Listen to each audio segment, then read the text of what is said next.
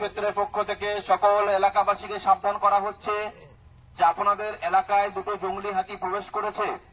আপনারা এই মুহূর্তে কেউ জঙ্গলে যাবেন না, জঙ্গলে গেলে বিপদ ঘটতে পারে। জঙ্গলে যদি কোনোভাবে কাকসার গোপালপুরের নাকড়াকোন্দা এলাকায় ঢুকে পড়ল দুটি বুনো হাতি। ব্যাপক আতঙ্ক এলাকায়। বন দপ্তর সূত্রে জানা গিয়েছে বাঁকুড়ার দিক থেকে দামোদর পেরিয়ে হাতি দুটি এসেছে। সম্ভবত বিরুডিহা হয়ে ঢুকেছেন তারা।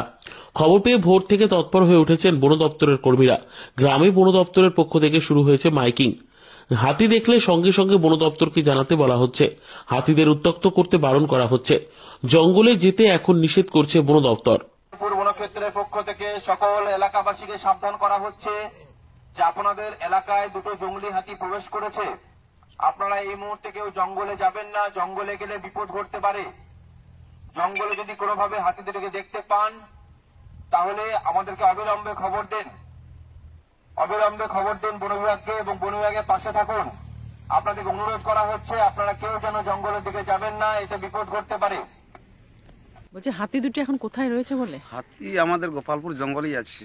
আচ্ছা, কোথায় আছে সেই ডিটেলসটা কোন মানে জানা এটা কি যাচ্ছে না। মুনের কোন্দা না? এটা গোপালপুর জঙ্গল এরিয়া। আচ্ছা, তো এখন কি আপনারা আতঙ্কে আছেন? হ্যাঁ, এখন তো আতঙ্কই বইয়ে আছি যে হাতি আপনাদের মানে বাড়িতে যদি ধান টান মড়ায় টড়ায়? আমাদের তো মাটির ঘর, দেখুন যে একটু ঠেলে ফেলে দিলেই বাচ্চা কাচ্চা মরে যাবে। আমাদের সেই মানে বহুত আতঙ্কতেই আছি।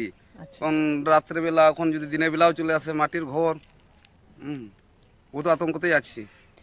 আমরা প্রশাসনকে বলছি একটু ব্যবস্থা করুন। হ্যাঁ, হাতিকে এখান থেকে মানে সুরক্ষা একভাবে সরিয়ে দেন এখান থেকে, কারণ আমরাও আতঙ্কে আছি। কি নাম আপনার? রাম মুর্মু।